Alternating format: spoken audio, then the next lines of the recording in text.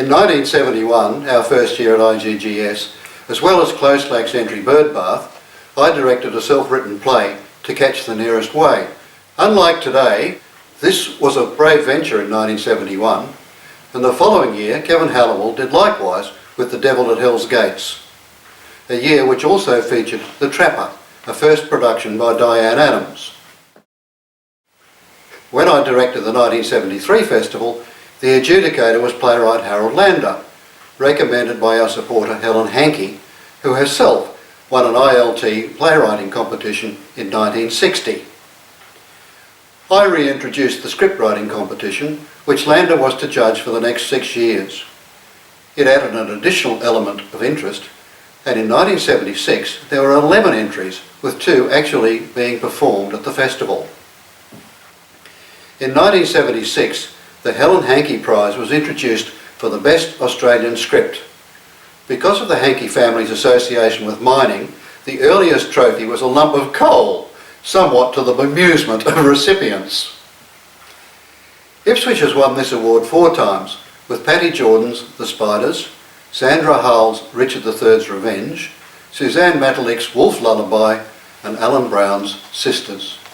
Kevin and I have been followed by Danny Rogers, Tara Adams, Grant Donges, Tony Earhart, Carly Williams and Lance Stewart. It is a wonderful opportunity for a writer to have such exposure and critical comment from adjudicators. My strongest memories of adjudicating at the festival were to do with the quality of the work. All the plays I saw were well done, and in many cases the acting, the direction and the design were outstanding. One play I remember in particular was an original play by Tara Adams, which was a beautifully constructed monologue, acted really well by 2 exceptional actresses. I've directed and written both plays for youth and for adults. I think the festival circuit is an amazing way to hone your skills, and as a very young director and writer, it was wonderful to get the feedback from adjudicators and to be able to workshop my plays in Ipswich Little Theatre environment. I can actually remember as a 10-year-old mum coming home from festivals with trophies that she had won. So then me being able to, I'm going to cry I think, which is not really good, but that's all right. But me being able to then write plays for mum to be in and to work with my mother, who's just beautiful and the star of my life, is wonderful. Di, how is it for you? Is there more or less expectation for you writing or performing Tara's plays? No, I'm less nervous performing Tara's play. She's a very kind director and I can tell her off when I like.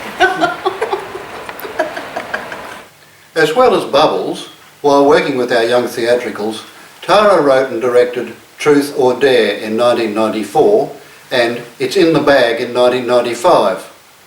Love Puke, directed by Tara, took out 2nd place in 1999. Another innovation in 1973 was the introduction of a youth section in the festival.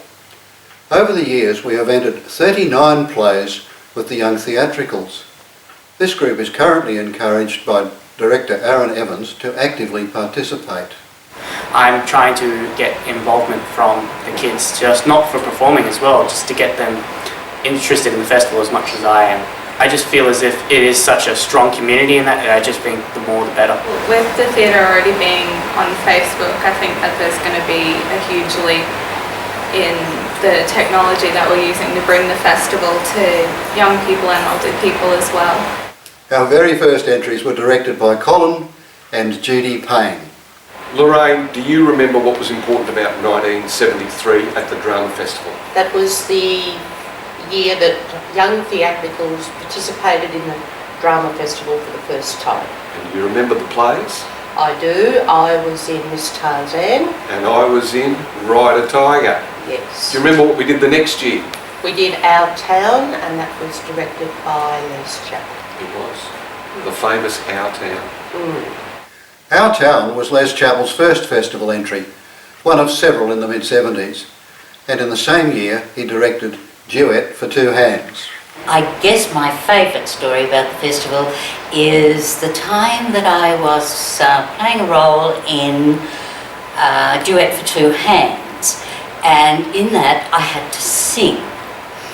And the adjudicator said afterwards that he thought it would have been much better if they'd got someone to, if I didn't sing and they had it recorded and I could just lip sync. I wasn't very impressed with that adjudicator, but nevertheless, when Les Chappell redid that play, he didn't ask me to be in it again. He probably got someone who could sing. Also appearing in our town was Danny Rogers, who was part of another mother and daughter team, as Joyce Rogers directed Danny's play Sing a Song for Stevie Wright in 1975. Joyce appeared in 7 festival plays and co-directed Mill Hill with Bart Hoskins in 1981. In 1975, Les Chappell directed The Madam, and we toured this play to Gundawindi, a memorable weekend. Margaret Wellings tells her favourite story of us all returning to our motel accommodation, slightly hysterical after a presentation ceremony in which there seemed to be more trophies than participants. Our hilarity was increased when Margaret turned her silver ashtray over only to discover Lennon's Hotel etched on the back. Les's play Still Life was to win first place and best director in 1977. 1975 was a year well remembered by the oldies.